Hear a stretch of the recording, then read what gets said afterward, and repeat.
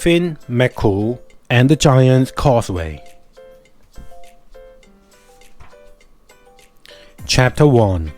Long, long ago, there lived in Ireland a mighty giant by the name of Finn MacCool. Finn was taller than an oak tree and stronger than a dozen oxen. He was brave and kind, but he was also very proud. "I'm the greatest giant of them all," he would boast. "There is no one who can beat me." Across the sea, in Scotland, there lived another giant. This one was called Angus. He was huge and strong, with an angry red face, and everyone feared him. One day, Angus was told of Finn's boasting. When he heard that Finn thought he was the greatest giant of all, Angus flew into a rage. "I am the greatest giant," he roared. "I will teach Finn a lesson he won't forget." Angus strode angrily to the shore. He looked across at Ireland. Cupping his hand to his mouth, he bellowed, "Hey, Finn MacCool, come and see what a real giant looks like, you great baby." The breeze carried his words to Finn, and when Finn heard them, his temper rose. Standing on the cliffs of County Antrim, he roared back, "All I see is a giant fool." At this, Angus shook with anger. "If I could only get across the sea to you," he shouted, "I would teach you a lesson you'd never forget." "That's easily done," Finn replied. He tore a great rock from the cliffs and hurled into the waves, the first stone of the giant pathway across the sea. Angus began to do the same, but as the giant drew closer to one another, Finn began to worry. He was getting tired, and Angus did look very big and very strong. So Finn hurried home to his wife, Una. She was not as big or as strong as he was, but she was very clever. He told her all about Angus and the pass across the sea. Una sighed. "Finn," she said, "you're being a big baby." "I'm not being a baby," Finn said. Una put a baby bonnet on his head. "You are now," she told him, and she gave him a nightgown and made their bathtub look like a giant cot. "Lie down," she told Finn, "and leave Angus to me." Soon there came a loud knock on the door. Una opened it. There stood Angus, his face redder and angrier than ever. "I've come to see Finn," he growled. Una smiled. "Come in," she said. "He's out hunting, but he'll be back soon." Chapter 2.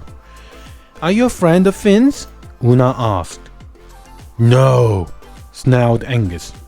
"I've come to show him that I'm stronger than he is." "Really?" said Una. "A little fellow like you." "Little?" said Angus crossly. "I'm the biggest giant there is." Una smiled. "I don't mean to be rude," she said, "but you're hardly bigger than Finn's baby." And she nodded at the cot where Finn lay staring up with wide, nervous eyes. "Goo, goo," said Finn. Angus looked at the cot. "My," he said, "what a big baby." "Not really," Una said. "Not when you think how big his daddy is." Now Angus began to worry. If Finn's baby was so big, Finn must be much bigger. "Still," he said, "Finn may be big, but he can't be as strong as I am." "I'm glad to hear it," said Una. "I have a job that needs doing. If you're stronger than Finn is, you'll find it easy." "I'm sure I will," said Angus. "I'm glad to hear it," Una said. I'd like you to turn the house around. Angus stared. Turn the house around? He said. Why, yes, said Una. Finn always turns the house around at this time of the day. I like the sun to shine in the door. Angus gulped. He went outside and took hold of the house. Then he heaved and heaved and heaved. And very slowly he turned the house around. In his cart, Finn felt the house move. He put his thumb in his mouth and sucked it, worrying. Angus must be stronger to do such a thing. At last, Angus finished turning the house. There, he said proudly. Well done, said Una.